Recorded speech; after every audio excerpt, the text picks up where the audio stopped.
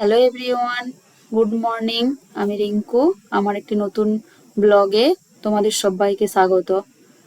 আজকে উঠেছিলাম ভোর 5টার সময় মর্নিং ওয়াক করতে যাওয়ার জন্য, তাই তোমাদেরকে দেখালাম যে মর্নিং ওয়াক করতে এসেছি। তারপর দেখো কত সুন্দর সূর্যটা উঠেছে।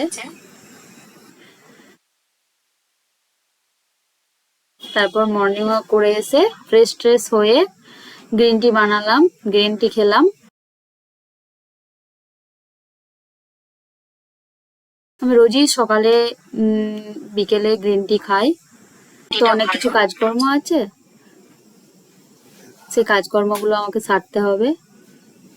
তো এখন খেয়ে নিই, তোমরা দেখতে থাকো। তারপর আমি ঘর দুয়ার ঝাঁট দিয়ে নিয়েছি, বিছানা টিছানা তুলে।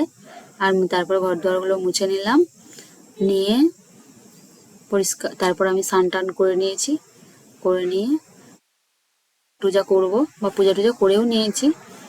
করে নেওয়ার পর তারপর আমি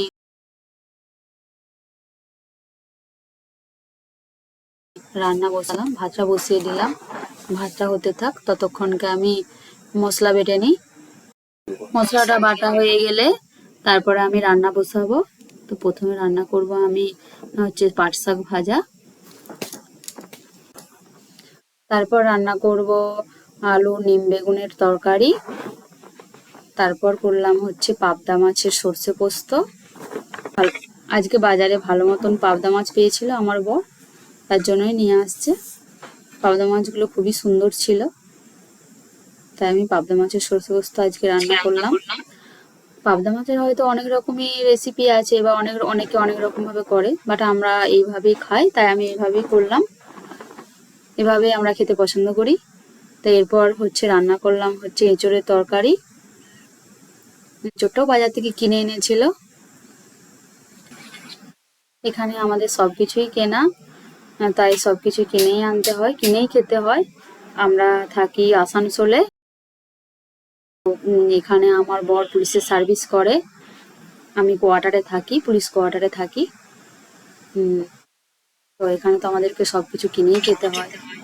তারপর বিকেলে করলাম হচ্ছে কুলের আচার। কুলগুলো বাজার থেকে কিনে এনেছিল, তাই আমি কুলের আচারটা করে রাখলাম বিকেলে। তারপর সন্ধ্যাতে আমরা দুজনে আবার হাঁটতে বেরালাম, একটু ইভিনিং ওয়াক করতে। আমরা রোজই যাই হাঁটতে। তারপর বাজারে গেলাম, বাজার থেকে করার জন্য সবকিছু সবজিপাতি, চাউমিন, মশলা, সস সবকিছু কিনে আনলাম। তারপর রাতে ডিনারের জন্য বানালাম হচ্ছে চাউমিন। আমি এখানে ব্লগটি শেষ করলাম। আমার ব্লগটি যদি তোমাদের একটুকু কোথাও ভালো লাগে, তাহলে আমার চ্যানেলটি সাবস্ক্রাইব করো, লাইক কমেন্ট শেয়ার করো। গুড নাইট বন্ধুরা।